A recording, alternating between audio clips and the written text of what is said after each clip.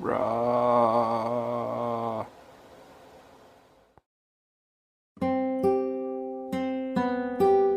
Hi, Richie. Hi, Sen. Hi, everyone. And welcome to episode 10 of Podcast to Help You Sleep. And today we're going to talk about the bishopfish and the sea monk. Yes. You know, fun fact, the first time I heard about these creatures was when you told me that the dude in the fishing hamlet is actually based on someone in real life. Yeah, I wondered if you remembered that. It was like one of our first chats. It was never actually recorded. Yeah. Yeah. Back when I was like, oh my god, the great JSF is giving his time to me to explain lore. Whoa! Yeah. And then Richie joined the server, changed his name to Princess Rich, and I'm like, oh, he's a dumbass like the rest of us. What next?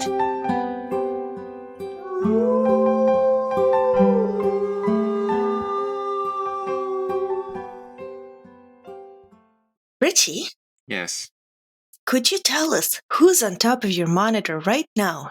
It's the Bishopfish from Monster in My Pocket. It's worth 25 points. Thank you, Richie.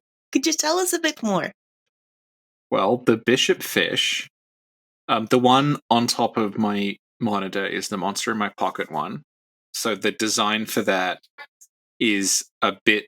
It's not quite the same design that it initially comes from. The initial reports of the Bishopfish show a sort of very I guess stately looking sea creature. I compared it to the fishing hamlet priest in Bloodborne because it's basically a humanoid that's got scaly skin, and the top of its head is like very, very tall and pointy, like the fishing hamlet priest. And that's where the name Bishopfish comes from, because the idea is that its tall, pointy head looks like a bishop's hat. Right. And if you look at like the early prints of the Bishopfish, it's sort of smiling. And it's like it's posed in a very sort of like stately way, like it actually is a bishop. Mm-hmm.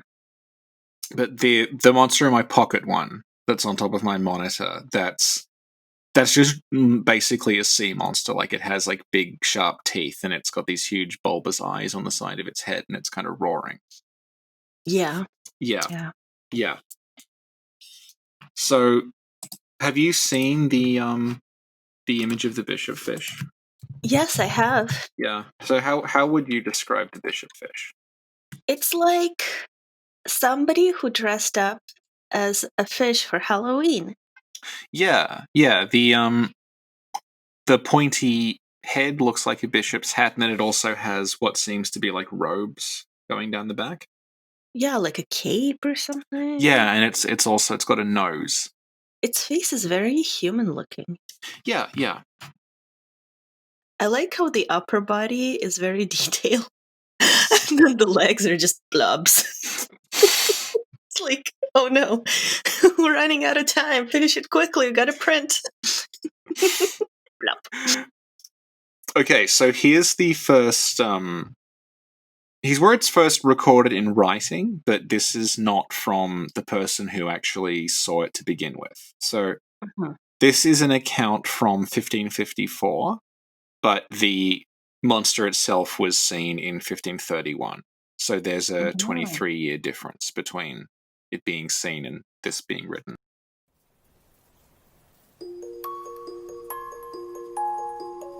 I have seen a portrait of another sea monster in Rome, whither it had been sent with letters that affirmed for certain, in 1531, one had seen this monster in a bishop's garb, as here portrayed in Poland. Carried to the king of that country, it made certain signs that it had a great desire to return to the sea. Being taken thither, it threw itself instantly into the water.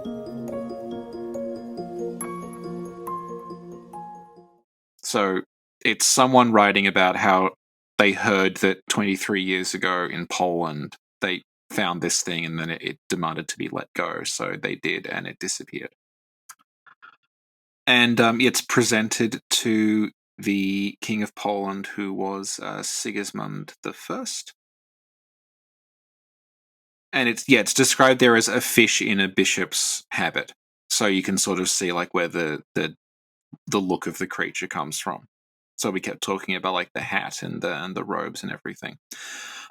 So this is again like this is second-hand account. This is actually just third-hand because it's like I've seen a drawing that someone did of something else. So one of the issues with like when you were saying I was looking on the internet is that it will conflate all of those things together as though it's one report, whereas the guy who's writing this is not entirely on board with it. He's just reporting that this is something that I've heard about. He doesn't necessarily believe that it's true. And he actually says like he can't affirm or deny that this thing actually exists. He's just reporting hearsay. So looking at it, what do you think it might like be? We're pretty certain that like this was a real thing someone found, but like looking at it, what does it look like to you? Like maybe some sort of squid? Yeah. The prevailing theories are either a squid or a stingray. Something that we talked about on another episode is what was called a Jenny Hanover. And a Jenny Hanover, if I don't remember what episode that was, but basically, people would catch stingrays, kill them, and then they would cut the stingray body into different shapes because a stingray is basically just flat, so you can kind of cut it into different shapes. And they would cut it into, they would like draw like faces and things on it, and sell the preserved bodies as like this is a sea monster or this is a mermaid or something, and they would call them Jenny Hanovers. So the major theory people have is that like this is some sort of either a squid or a stingray that was maybe mutilated to look a certain way. But then, don't they say it talked? Yeah, but they might, that might be fanciful. We'll come back around to like potential motives later on. Okay. Then there's the Seamonk. So, whereas the bishopfish is somebody who may have dressed up as a bishopfish for Halloween. The Seamonk is a fish who's dressed up as a bishop for Halloween. Because it does look like a fish in a person like mask. It looks ridiculous. It's like a fish is trying to sneak in to like a. So this thing is called the sea monk, which differentiates it from the sea bishop, and you can tell like it looks very very similar. The sea bishop. Bishop fish. The bishop fish. They're the same. Yeah. Oh, I didn't know the sea bishop was another name for bishop fish. Cool. Okay. So you can see they look quite similar. Yeah. Yeah. The reason that the sea monk is called the sea monk is that it's said to have had like a black ring around the top of its head that looks like for people who don't know what a tonsure is, like tonsure is the way that medieval monks they would shave the top of their head but not the sides, so they would have like a ring of hair. So the name sea monk comes from that. They described it as having a black ring around the top of its head, like a tonsured monk. Right. Cool. Yeah, they talk about like it was washed ashore in somewhere in England, I think. You think? I don't have the book with me at the moment. Facts. Facts about the monkfish. Yes. All monkfish, great and small. So the theories there are again like squid, ray, or they suggested an angel shark.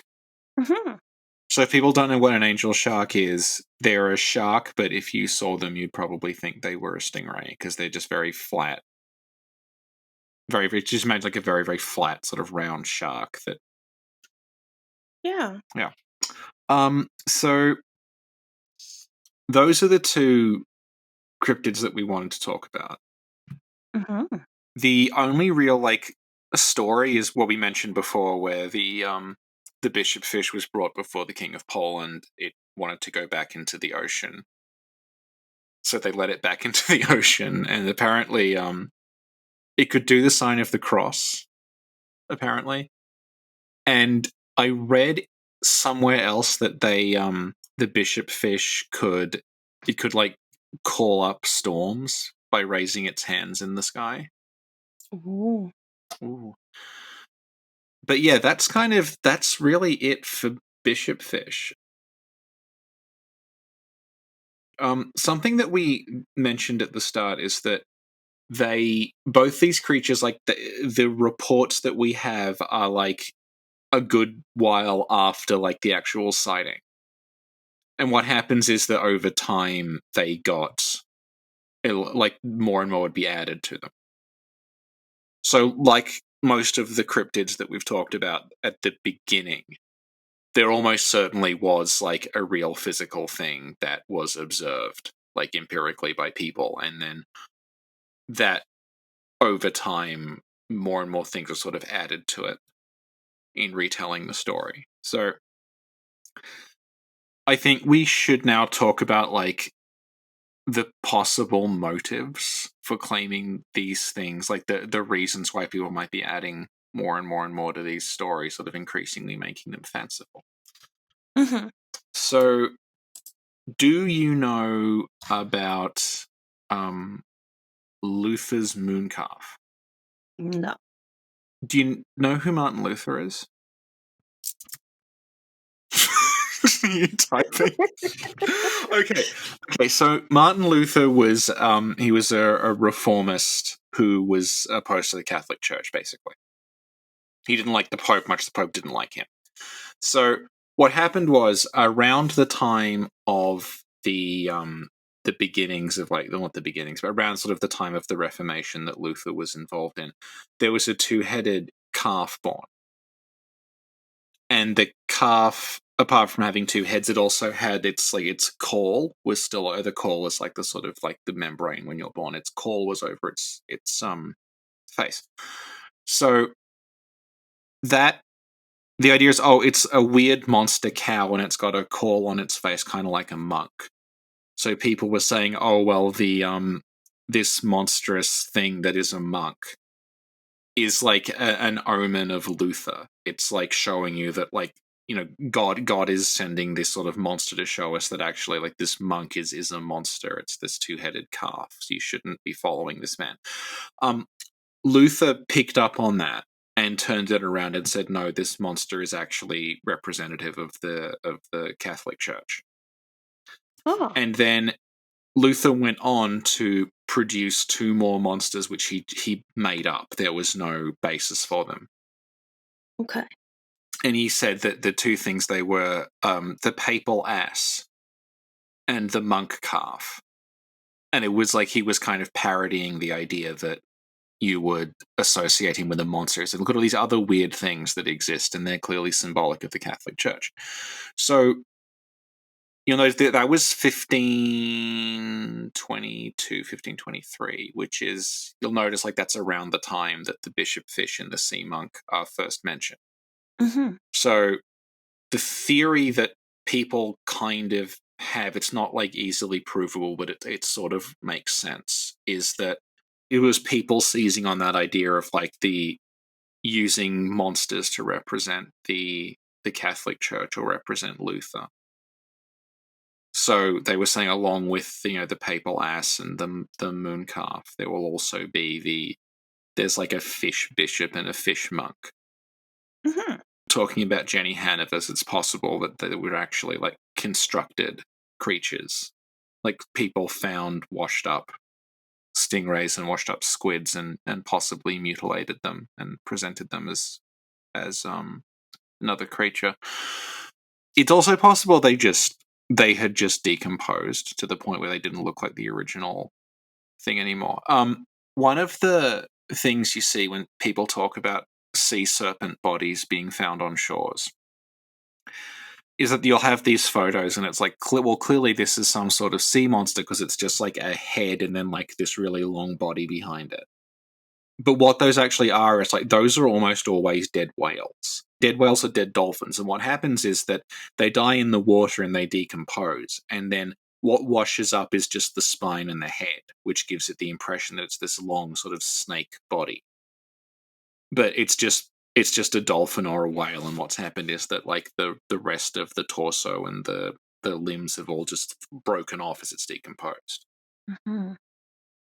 Yeah. So something like that, yeah. Thank you, Richie. It's worth 25 points in Monster in My Pocket.